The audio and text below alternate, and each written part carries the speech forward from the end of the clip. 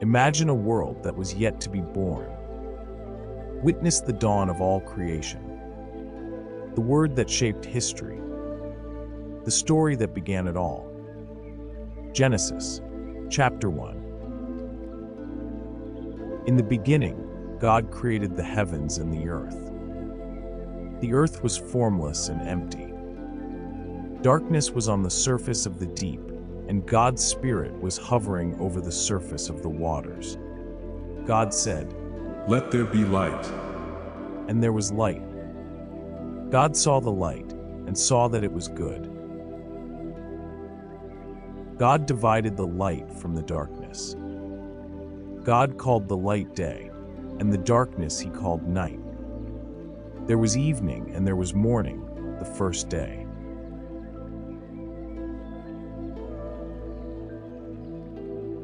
God said, "Let there be an expanse in the middle of the waters, and let it divide the waters from the waters." God made the expanse, and divided the waters which were under the expanse from the waters which were above the expanse. And it was so. God called the expanse sky. There was evening and there was morning, a second day. God said, "Let the waters under the sky be gathered together to one place, and let the dry land appear." And it was so. God called the dry land earth, and the gathering together of the waters he called seas.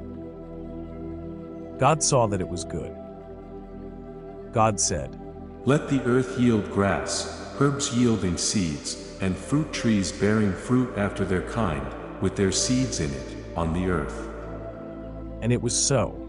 The earth yielded grass, herbs yielding seed after their kind, and trees bearing fruit, with their seeds in it, after their kind. And God saw that it was good. There was evening and there was morning, a third day. God said, "Let there be lights in the expanse of the sky to divide the day from the night, and let them be for signs to mark seasons, days, and years, and let them be for lights in the expanse of the sky to give light on the earth." And it was so. God made the two great lights, the greater light to rule the day, and the lesser light to rule the night. He also made the stars. God set them in the expanse of the sky to give light to the earth, and to rule over the day and over the night, and to divide the light from the darkness. God saw that it was good. There was evening and there was morning, a fourth day. God said, "Let the waters abound with living creatures, and let birds fly above the earth in the open expanse of the sky." God created the large sea creatures and every living creature that moves, with which the waters swarmed, after their kind, and every winged bird after its kind. God saw that it was good. God blessed them, saying, "Be fruitful, and multiply, and fill the waters and the seas, and let birds multiply on the earth." There was evening and there was morning, a fifth day. God said, "Let the earth produce living creatures after their kind, livestock, creeping things, and animals of the earth after their kind." And it was so. God made the animals of the earth after their kind, and the livestock after their kind, and everything that creeps on the ground after its kind. God saw that it was good. God said, "Let's make man in our image, after our likeness. Let them have dominion over the fish of the sea, and over the birds of the sky, and over the livestock, and over all the earth, and over every creeping thing that creeps on the earth." God created man in his own image. In God's image he created him. Male and female he created them. God blessed them. God said to them, "Be fruitful, multiply, fill the earth, and subdue it.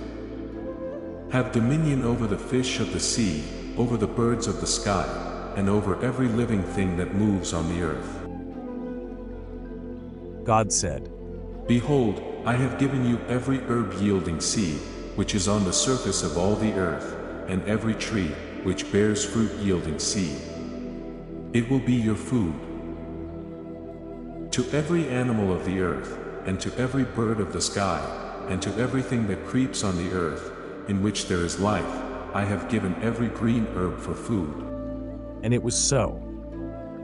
God saw everything that he had made, and behold, it was very good. There was evening and there was morning, a sixth day.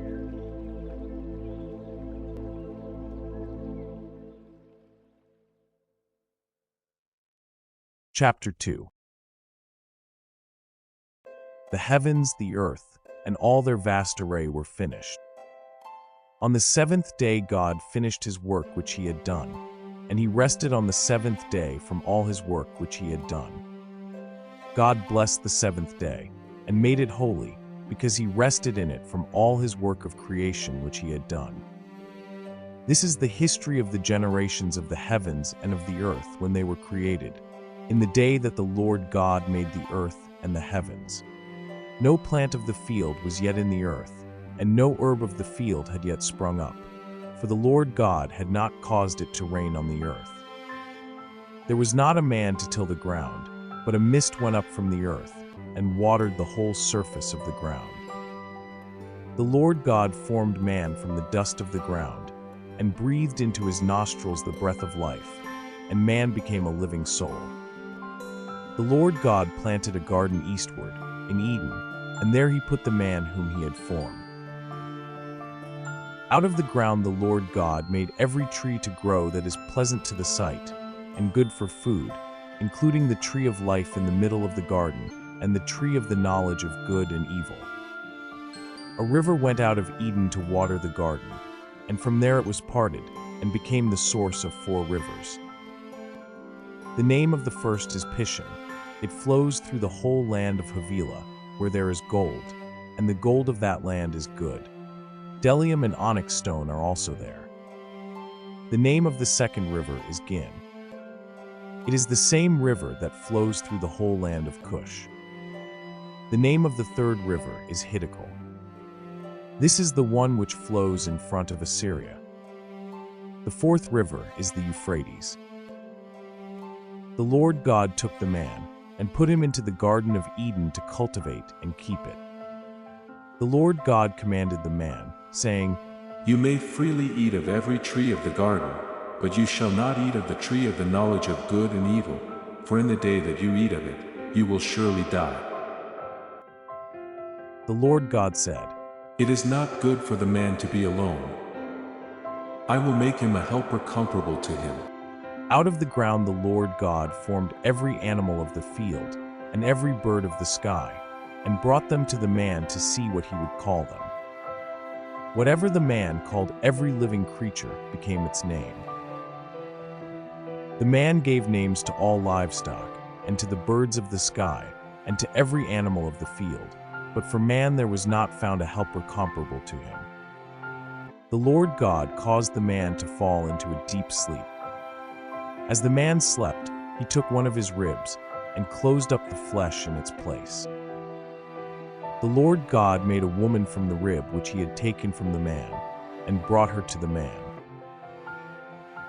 The man said, This is now bone of my bones, and flesh of my flesh.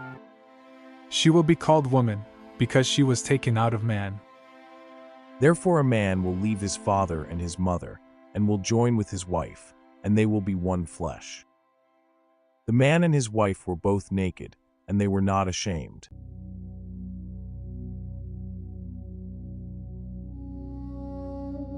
Chapter 3. Now the serpent was more subtle than any animal of the field which the Lord God had made. He said to the woman, Has God really said, You shall not eat of any tree of the garden? The woman said to the serpent, We may eat fruit from the trees of the garden, but not the fruit of the tree which is in the middle of the garden. God has said, You shall not eat of it. You shall not touch it, lest you die. The serpent said to the woman, You won't really die, for God knows that in the day you eat it, your eyes will be opened, and you will be like God, knowing good and evil." When the woman saw that the tree was good for food, and that it was a delight to the eyes, and that the tree was to be desired to make one wise, she took some of its fruit and ate. Then she gave some to her husband with her, and he ate it too. Their eyes were opened, and they both knew that they were naked. They sewed fig leaves together and made coverings for themselves. They heard the Lord God's voice walking in the garden in the cool of the day, and the man and his wife hid themselves from the presence of the Lord God among the trees of the garden. The Lord God called to the man and said to him, "Where are you?"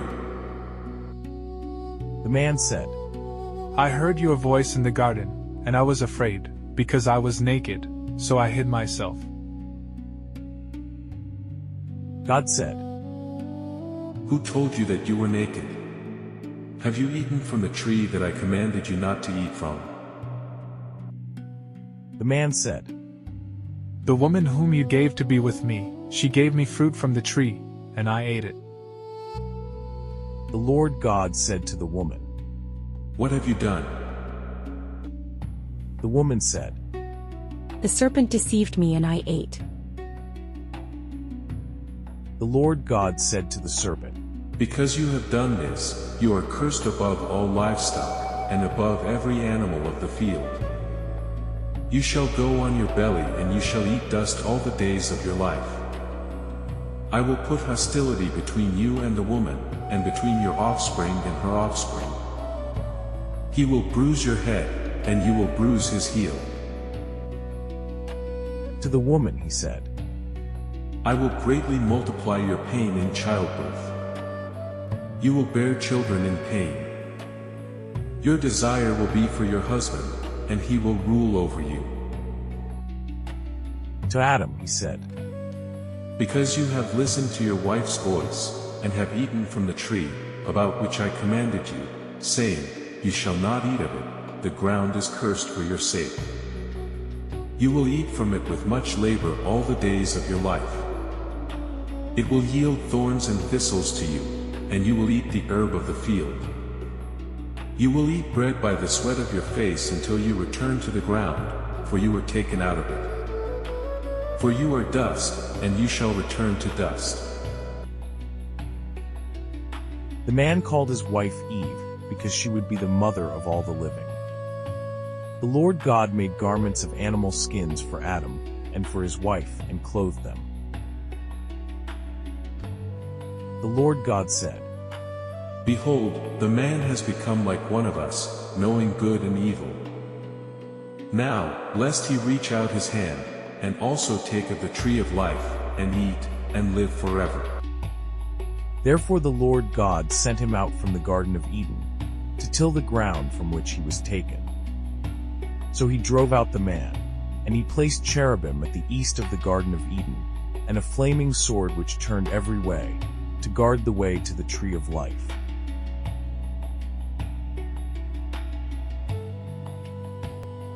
Check for understanding. Question 1. Why was the seventh day made holy and different from the other 6?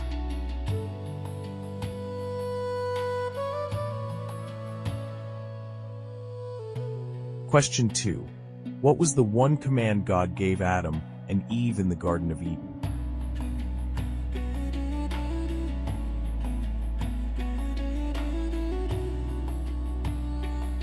Question 3. What was the first thing Adam and Eve noticed after eating the forbidden fruit?